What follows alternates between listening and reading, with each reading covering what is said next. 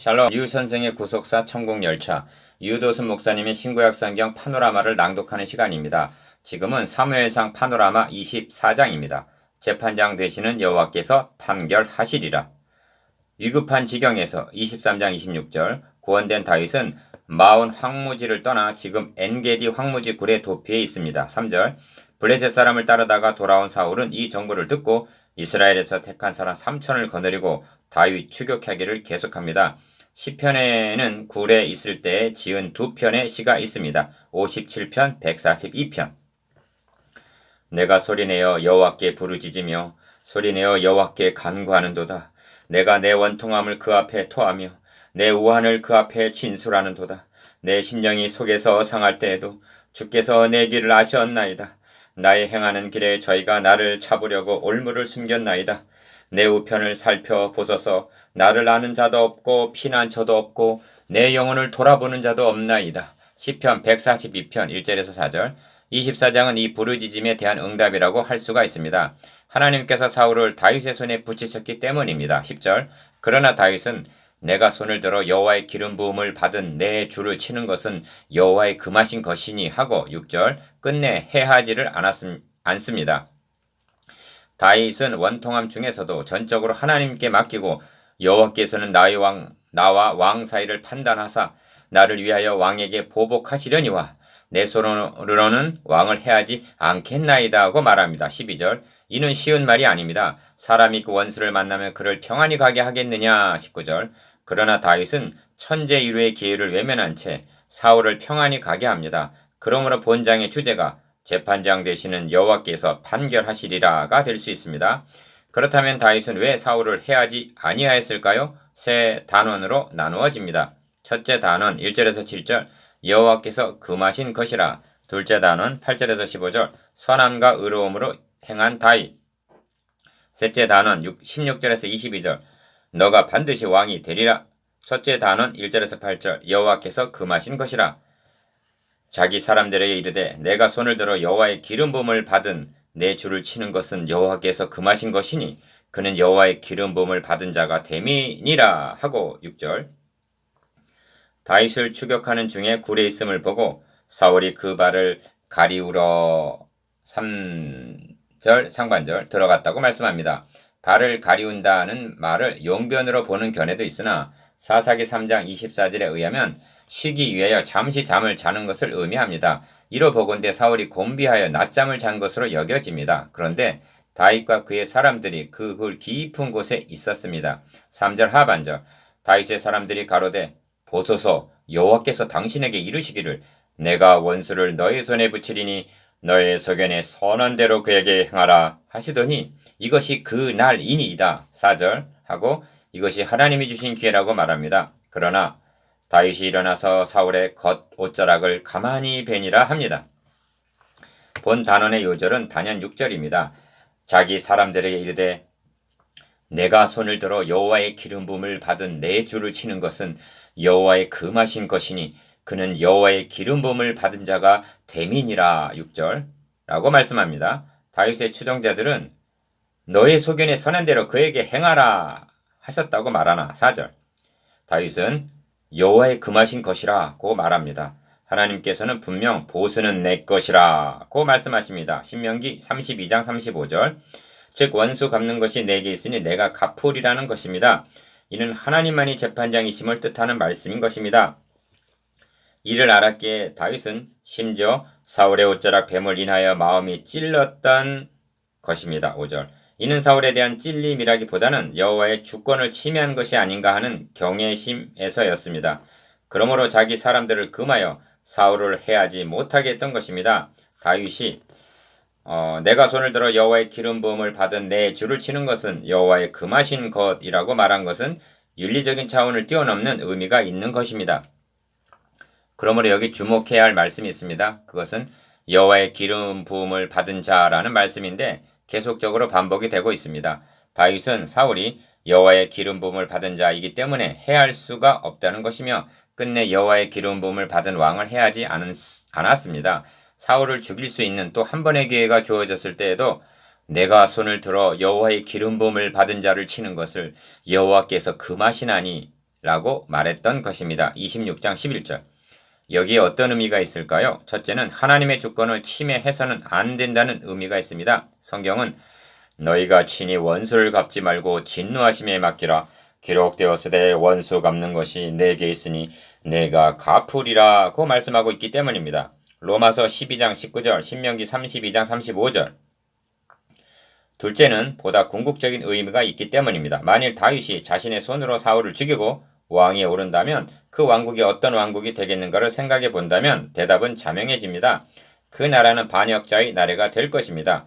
메시아 왕국의 예표가 반역자의 왕국이 되어서는 아니 되었던 것입니다. 그러므로 내가 손을 들어 6절 여호와의 기름 부음을 받은 내 주를 치는 것은 여호와의 금하신 것이라고 말씀했던 것입니다.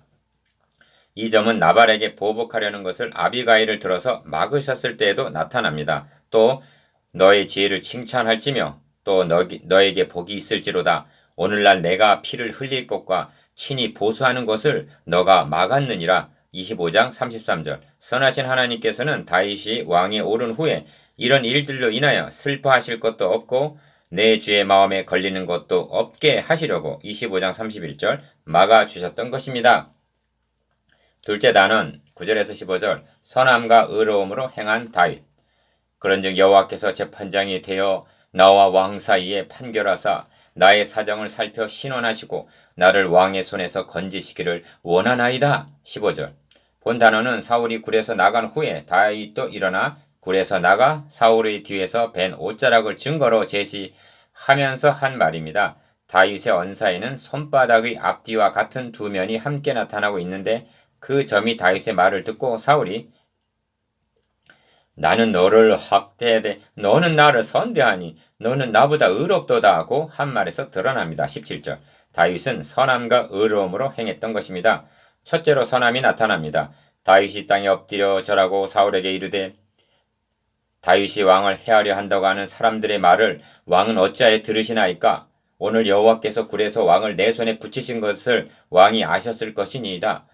혹이 나를 권하여 왕을 죽이라 하였으나 내가 왕을 아껴 말하기를 나는 내 손을 들어 주를 해치 아니하리니 그는 여호와의 기름 부음을 받은 자가 됨이니이다 하였나이다. 나의 아버지여 보소서 내 손에 있는 왕의 옷자락을 보소서 내가 왕을 죽이지 아니하고 겉 옷자락만 베었은즉 나의 손에 악이나 죄가가 없는 줄을 아실지니이다. 왕은 내 생명을 찾아 해하려 하시나 나는 왕에게 범죄한 일이 없나이다 하고 말합니다. 9절에서 11절. 이는 사울이 너가 나를 선대한 것을 오늘 나타내었으니 17절 상반절 라고 한 대로 선으로 행한 증거입니다. 여호와께서 나를 너의 손에 붙이셨으나 너가 나를 죽이지 아니하였도다. 사람이 그 원수를 만나면 그를 평안히 가게 하겠느냐? 너가 오늘날 내게 향한 일을 인하여 여호와께서 너에게 손으로 갚으시기를 원하노라. 18절 하반절에서 19절. 다윗을 죽이려는 사울까지도 선으로 갚으시기를 원하노라고 축복하고 있습니다. 둘째로 의로움이 나타납니다. 다윗은 자신이 사울 앞에 죽은 개나 벼룩 한 마리 같다고 말합니다. 14절. 그렇다고 비굴하게 생명을 구걸하거나 아첨하고 있지 아니합니다.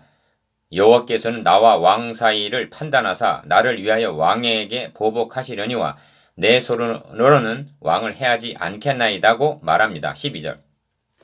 1. 판단 12절, 판결 15절이라는 말을 주목하십시오. 2. 이는 왕과 나 사이를 판단하실 재판장 15절 계시다는 말입니다. 3. 보복 12절, 신원 15절 이라는 말도 주목하시기를 바랍니다. 이상의 말을 정리하면 여호와께서 재판장이 되셔서 나와 왕 사이에 판결하사 보복해 주실 것이라는 말입니다. 이보다 더 두렵고 엄중한 말이란 달리는 없습니다. 이는 하나님의 공의를 믿는 의로움으로 행한 증거입니다. 그러므로 다윗은 그런즉 여호와께서 재판장이 되어 나와 왕 사이를 판결하사 나의 사정을 살펴 신원하시고 나를 왕의 손에서 건지시기를 원하나이다고 말을 맺고 있는 것입니다. 얼마나 당당합니까? 얼마나 의로움으로 행하고 있습니까?